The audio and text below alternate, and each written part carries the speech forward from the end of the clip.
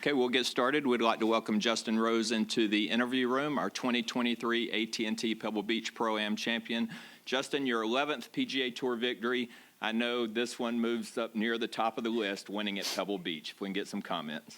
Yeah, 100%. I mean, I feel like I have been fortunate enough to win at some great venues, but Pebble's right up there. I mean, just that walk up 18 to sort of be able to build a bit of a lead to kind of enjoy it. Was a very special moment. And I think, obviously, when you're a bit starved for a win as well, the fact that it came today on a weather day like we had and at a venue that we had today was just worth waiting for. It was a long week. You came back this morning and really strong out of the gate. Just talk a little bit about the rest of the final round this morning. Yeah, strong out of the gate for sure, but the first hole of the day was proven to be, it was in the middle of the fairway last night, and then we knew we were going to have a slight wind shift to the northeast, which was meant to be down off the left. But when I kind of got to my ball, it was kind of dead off the left, but it was playing really long out there. So I kind of hit a 9-iron, pitch middle of the green, spun off to the front right of the green, and then putted up. Still, again, really hard to get a gauge of actually what they'd done with the greens overnight. Had they cut them? It didn't really look like they'd cut them. So left it 4 or 5 feet short, and I felt like that was a big momentum maker, I suppose. To miss from short range early would have been kind of just a frustrating start, but to make that putt was awesome, and then bury a 30-footer on the next hole, I felt like was exactly the type of start I needed today. Okay, Justin moves to number 10 in the FedEx Cup standings. We'll take questions. We'll start with Jim on the front. Just bring me back. When you returned to the golf course Sunday morning, Monterey Peninsula number 9, did you see yourself winning this tournament? Actually, to be honest with you, I had a goal. You never know if you're going to win, right? But I knew I was in the tournament still. I had a goal of getting to, I thought I could get to 10 under. After that day, I ended up getting it to 12. But I was aware, I can't think of what I did realize that the Sunday morning was I realized the opportunity I had. The way the wind had shifted, the way MPCC was playing. When we got back out there, I knew there were birdies to be had. So I kind of, from a mentality point of view, that wasn't lost on me. And I feel like that kind of intentionality around starting strong there that morning was the key to the week, probably. Yeah. Okay, let's go to Doug. After that, sorry. Thank you. Now you can hear me. Yeah. 5 went into 9. I mean, if your ball doesn't blow from 3 feet to 7 feet away, which leads to a proper stoppage. Yeah. And you're playing the rest of MP on Saturday in those conditions. What does that do to your odds? Yeah, I mean, it hurts them considerably. Yeah, for sure. Yeah, that was a break. That was definitely a break. It wasn't just my ball that moved. I had a couple groups earlier it was happening, and then also Greg Penner, our amateur as well. He hit a putt up there and it rolled off as well. So 50. Yeah, I couldn't believe it was only one green the way it was blowing. So anyway, yeah. Listen, that was just that was a moment that I guess you're out here long enough on tour. Occasionally you catch a good break. So that was a good one. All right, let's go to Ron. Yeah, yeah. Justin, you mentioned the wind and the elements. How would you sort of convey the distinctive challenge of Pebble? I mean, with the small greens. Excuse me. I mean, power certainly is rewarded, but it seems like it's unique to a lot of courses, and that it's not, power's not a prerequisite, that you can win in different ways here, right? And there's different elements involved than maybe there are at a lot of places. Oh, for sure. I think Pebble's a great golf course from that point of view. And, the greens are so tilted, actually, that when they're firm and they're small, it plays very difficult because, obviously, it's tough to hold them, and then you've got a lot of downhill, tough chips. They're so tilted that when it's soft, like it is at the moment, it's still very difficult to control the spin. So, like you say, if you're hitting wedges into the green, you think you have a great opportunity to score, but actually very hard to kind of control the wedge and stop it close to the hole, given the tilt and how soft they were. So, yeah, we even talked about like the way to play 18 today. You're almost better off having an 8-iron or a little chippy 9-iron into the green than to have a 56 degree where it'd be really hard to kind of keep the ball not running, spinning back off the false front there. So. Yeah, it's a really strategic golf course, but fun golf course too, because it does offer up some opportunity and some birdies because of that. If I can ask a follow-up, given that the women are coming here for the first time in July for the U.S. Women's Open. Yeah. How do you think it will suit the LPGA players? And it seems like because power is not mandatory, that it'll be an interesting challenge for them. But I'm curious your view. Yeah, I think obviously they hit the ball so straight generally as a generalism. But the fairways are quite wide here, so I feel like it's going to be very much approach play driven. And I'd only imagine in the summer they can get the course nice and firm and fast. So I think anybody who has the ability to kind of flight the ball higher and with a little bit more stopping power is going to do really well on this golf course. I think would be like what I would think would be the prerequisite for doing well here. All right, back to Doug. You've been eligible for every major dating to St. Andrews in 10. How much was that on your mind at all coming into the year, Augusta? Yeah, Augusta's definitely been a big part of being on my mind. I thought the simple way to approach it was try to play my way into the top 50 in the world by whenever the date is, sometime in March. So I kind of knew that, I think my world ranking divisor is only 37, so I had a few free hits, if you like. So I knew that making some points was going to do me good. And that was my intention, was to come out and play solid and earn some points and, claw my way up the world rankings and make it that way. Obviously, this is a better way to make it by winning a tournament. And, it's funny how by winning, you earn the points and everything takes care of itself. So, yeah, big relief from that point of view to be able to plan a little bit more, of the run into Augusta now, because I was playing a little bit more than maybe I'd have wanted to because of that fact. But, to have the luxury now is unbelievable. You were starting to play better in the fall. You mentioned Houston, but you'd had some decent finishes. First of all, how bad was your back when you withdrew from St. Andrews last summer, and what do you consider what kind of gave you the spark or the turnaround? Yeah, the back wasn't that bad. It was St. Andrews was like a one swing kind of thing. Something just happened, and then I kept coming back. I'd not play golf for a week or two, feel good, come back, and it would just be really painful, I suppose, niggly, but not like I wasn't injured in the sense of I was totally out of it, but by playing golf, I was really irritating it nonstop. So I took a period of time, couple of months off, really focused heavily on the gym, took golf out of the equation for a couple of months, I guess through October, November. And then, I was just there in England, just really training hard, and then introduced sort of hitting balls slowly again and, feel absolutely fine because of that. I felt like I just had to do a bit of reconditioning on the fitness side. And there were a couple little moves in my swing as well that were, aggravating it, shifting left a little bit too soon, too early. So just maybe compressing a couple of vertebrae or whatever it might have been. But I think it was more of a biomechanic thing than it was actually, there's a big issue. No more niggles. No more niggles, no. Be sure to get that word messed up. All right, let's go back to Alex and then Jim. Yeah, Justin, when you won in 19 at Farmers, there was a lot of questions about the equipment back then with the home and stuff. Do you think eventually you obviously have changed out of that? Does the fact that you switched to that equipment to begin with, do you think that kind of stalled your progression along the way from 19 to now? If I look back at that whole period of time, a lot of it was the reason I left TaylorMade was that they weren't prepared to do a 14-club deal from memory, and I really wanted to use the Axis One putter, which I still continue to use to this day. And I think statistically, my putting in the last 3-4 years has been the strongest part of my game, and it's been improved since the previous decade. So that was my main reason for going in a different direction. They insisted on 14? I think that's the way it seemed to play out from memory. So that kind of left me with looking around at an option. Homer, I'm disappointed it didn't work out better because I actually feel like they make good stuff. I felt like maybe I fell foul to the fitting process and just having someone to really help me through the change and the transition. But, I won with their stuff. So, a definite testament to the fact that it was decent. I think I started going a little off the boil with my game as well. And then at that point is the challenge. Like, is it the equipment? Is it the game?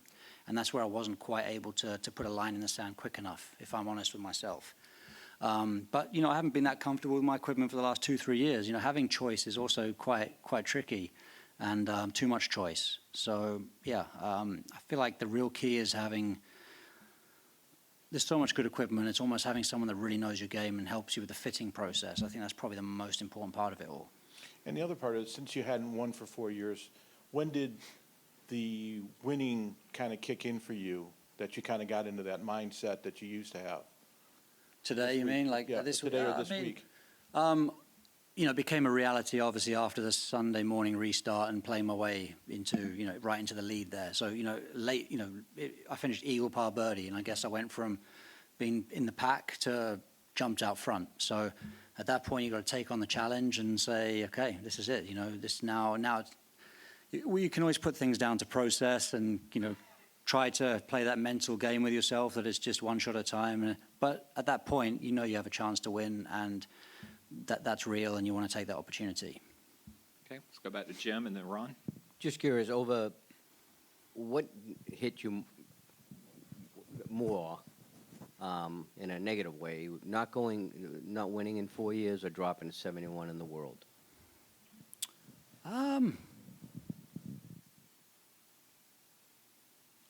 Neither. I think just not feeling like I've been hitting solid golf shots. You know, actually the feeling of how I've played. You know, and that's been the frustrating part. The result side, you know, I feel like I've achieved enough in the game where I don't strive for being back to number one in the world, or, you know, my only goal is to really play well enough where I feel like I can win majors.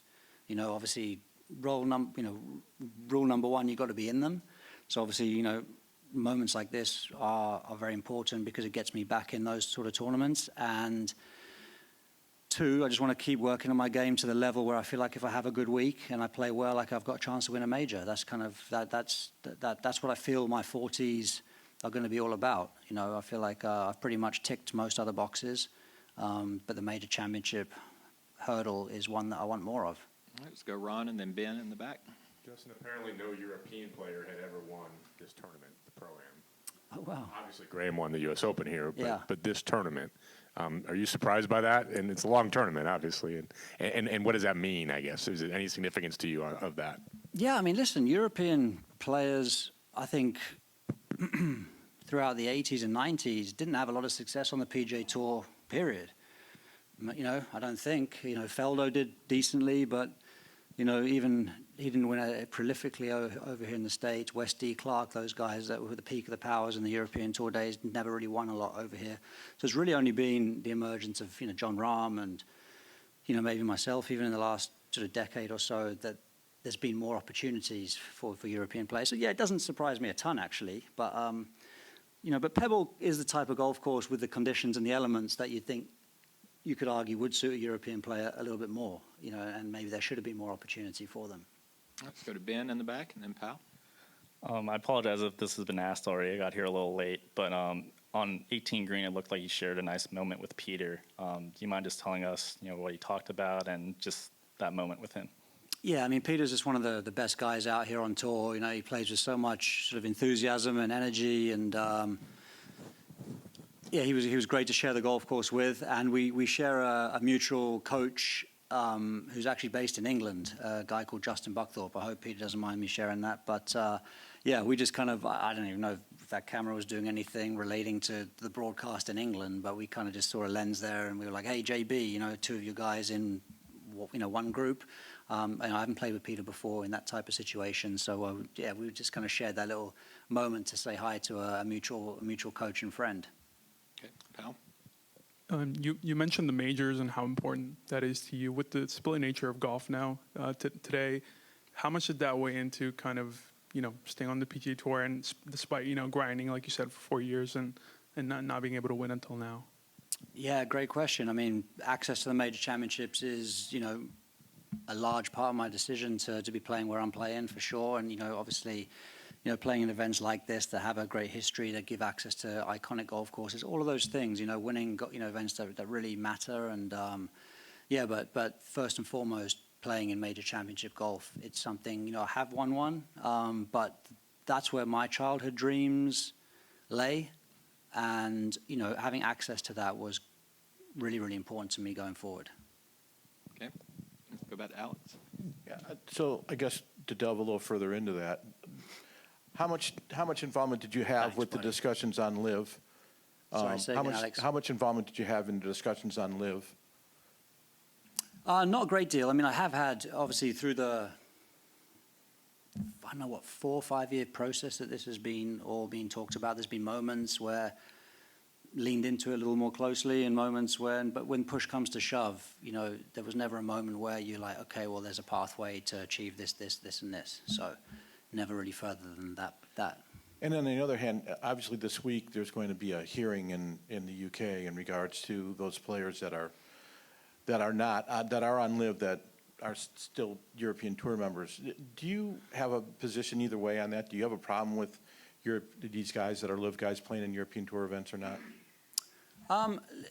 Listen, it's definitely strengthened European Tour events if you're looking at it from a field point of view and things like that. But you know, I think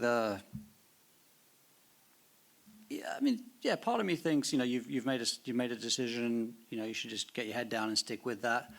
But at the same time, a lot of these guys have given a lot to the European Tour over 2 decades, and you know, maybe that should count for something too. So listen, I've tried to keep my nose out of it because a lot of them are my friends and they remain my friends. You know, and I don't judge their decision, you know, because everyone has their own parameters for what makes it, you know, a good decision or not. So, but listen, I still continue to stay in touch with them and, you know, wish them the best. I don't really want to make a determination on that one.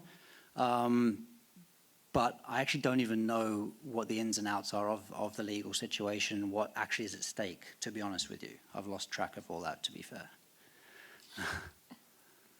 All right, back to Doug. Couple more. I can catch. First of all, where are you living and why? I'm living in England because I'm English. Unless you're born in South Africa. That's true, yeah, but I'm a mutt.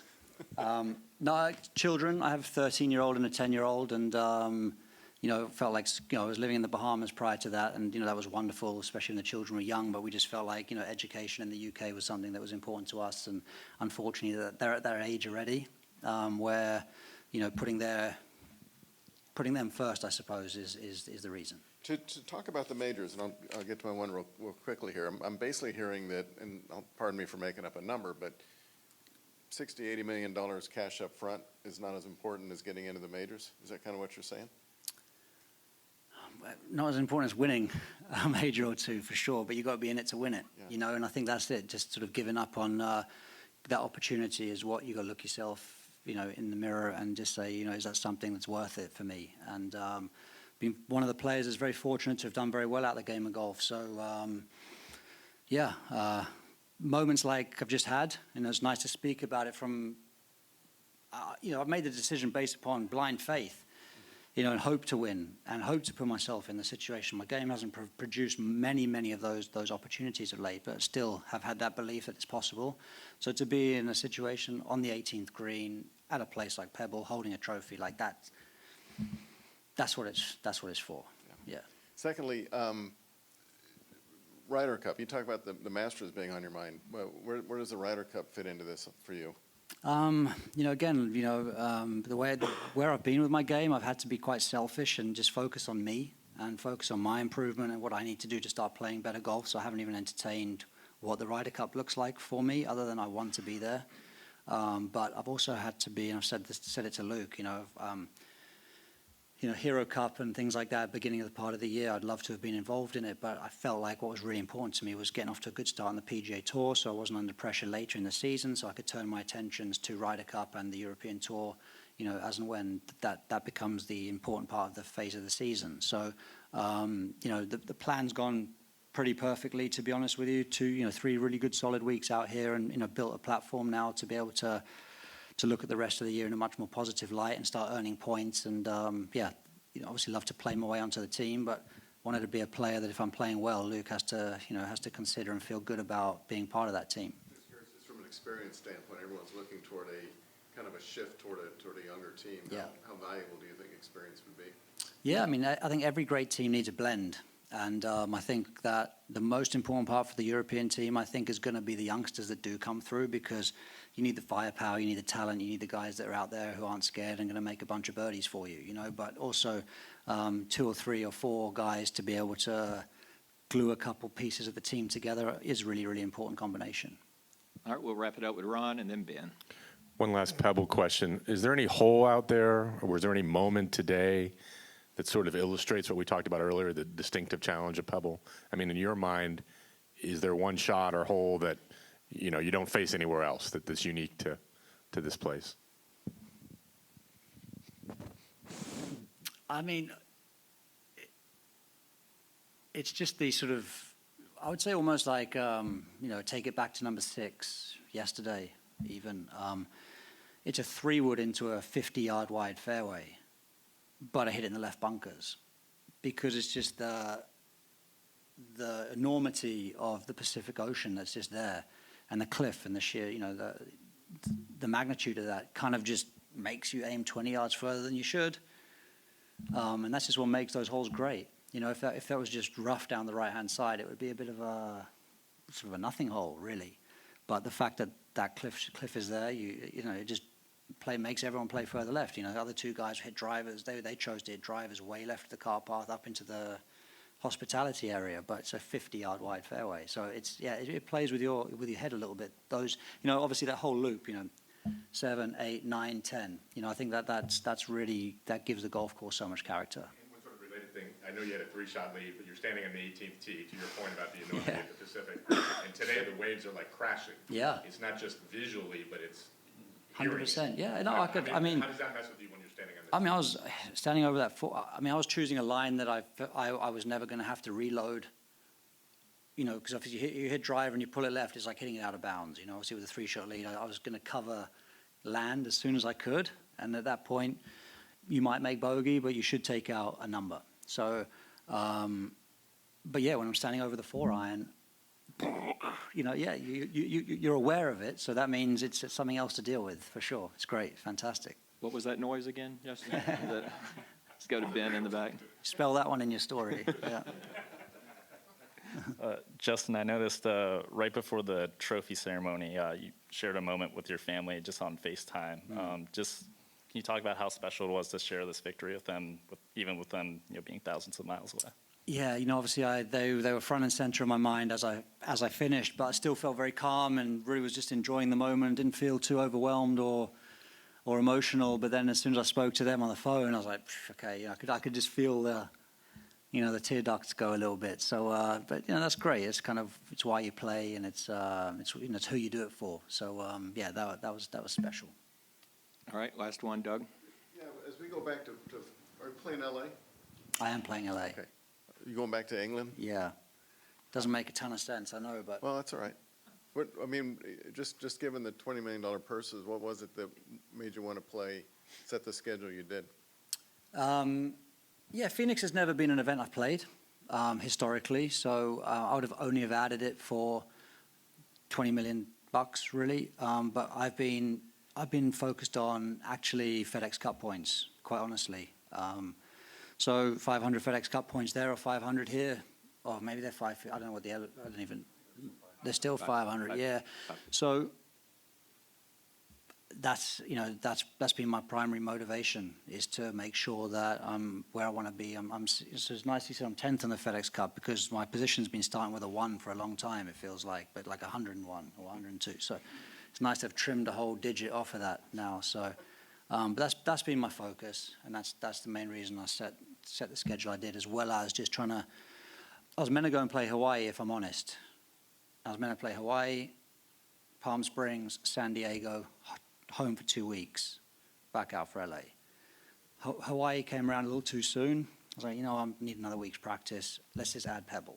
That's honestly how this whole thing played out, and delighted that it did, and support this tournament. You know, when it really is a great tournament, and yeah, I've loved being here. So I'm, you know, glad it all shifted in my direction there. When are you coming to L.A.? Sunday. Yeah, so 5, 6 days. I know. I am thrilled, yeah, but yeah, my wife's not thrilled. Well, Justin, we couldn't be happier for you. Thanks, guys. Congratulations. I appreciate it. Thanks, everyone. Thank you.